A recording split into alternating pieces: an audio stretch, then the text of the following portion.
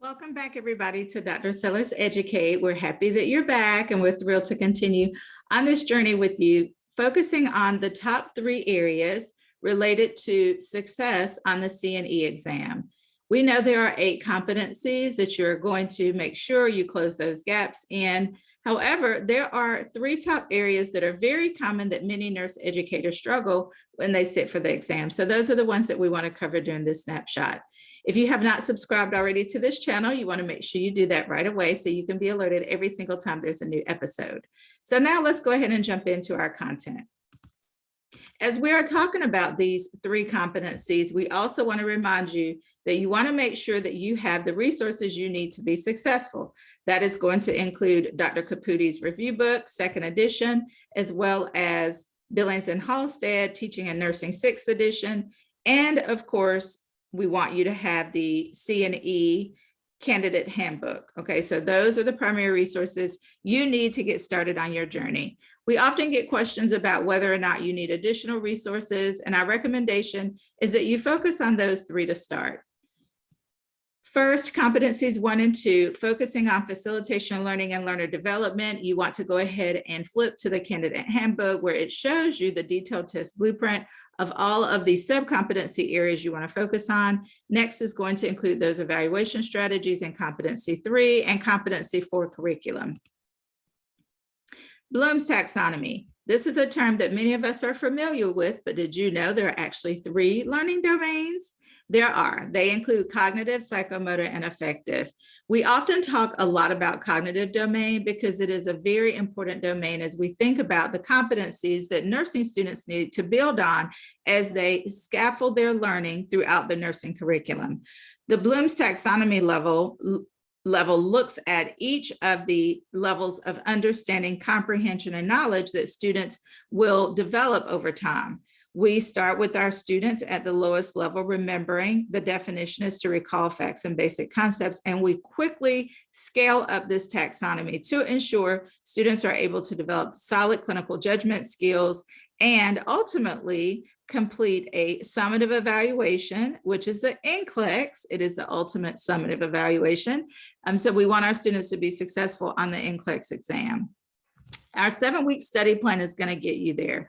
We highly encourage and have seen great success. Right now, we are reporting a 95% success rate for first-time applicants when they sit for the CNE, CNE-CL, and the CNE novice exam. CNE novice, we actually had 100% of the nurse educators we supported. So this 7-week study plan, which is equivalent to 60 days for success, is what will guide you to stay focused as you move forward on your journey. We have heard many testimonials from our nurse educators, and we just want to take a second and pause to share a few.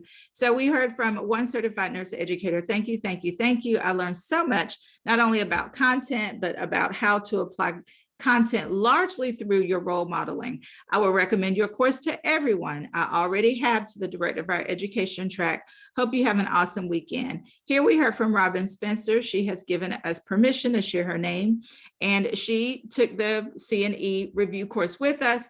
And as great as our review course is, for those of you that have been with us for a while, you know that is not the only resource you will need. You will need to follow that 7-week study plan, okay? We have actually seen 100% of success for those that follow our study plan, but some, of course, have admitted that they did not follow it, so we highly recommend it.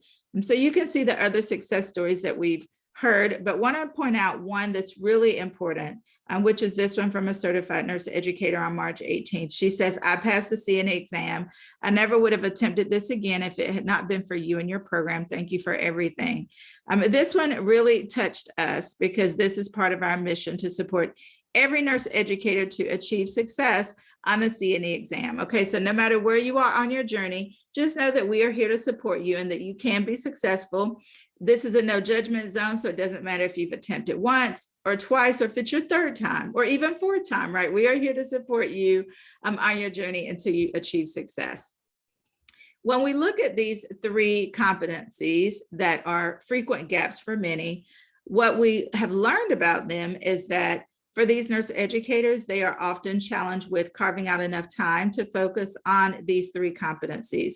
In our candidate handbook is where you're going to find this detailed information that breaks down each of the content areas into parts. Okay, so these are aligning with each of the competencies. Our CNE or our CNE study workbook is available to you on our website at Dr. Sellers Educate. The great thing about all of these resources is that they are available to you indefinitely. As we make updates, given information that's published by NLN, you will see those updates and have indefinite access. Okay, so that's a great thing. You don't have to focus or stress about completing your CNE within 30 or 60 or 90 days. That's the goal, right? Once we connect with you, we want to stay as a point of contact for you to support you along your journey.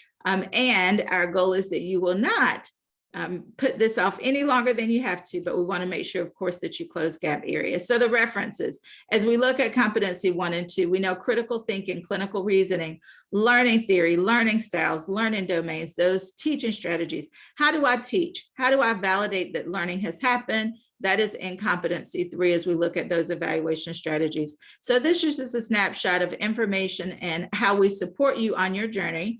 So let's take a look at some content, okay, for our final discussion points during the snapshot.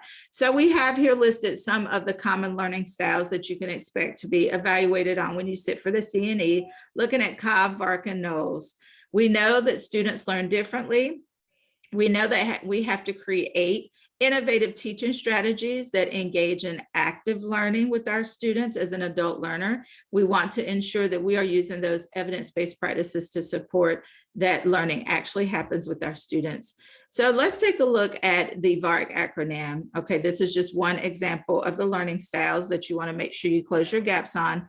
3 things you need to know. First, what is the definition of that learning style or learning model? 2 is going to be the type of teaching strategies that you will incorporate into the learning experiences with the students to ensure that learning has happened. So you can see here for the visual learner, the auditory, reading and writing and kinesthetic is listed here. And then 3rd is how you evaluate students and ensure that learning has happened. All right, so these are all strategies that you will hear a whole lot about as you join with us on your journey to help you be successful. Kavanaugh and Sweta in 2017 published research that showed only less than a third, 23% of new nurse graduates felt confident in recognizing those urgent changes and knew what to do. Okay, that's very concerning. So part of our focus when we look at our curriculum is ensuring that we're developing those evidence-based strategies and incorporating those into the learning experiences for our students. As we wrap up, let's take a look at a practice question. So which strategy will a nurse educator use to teach a group of adult learners? You have the choices here if you want to pause your video.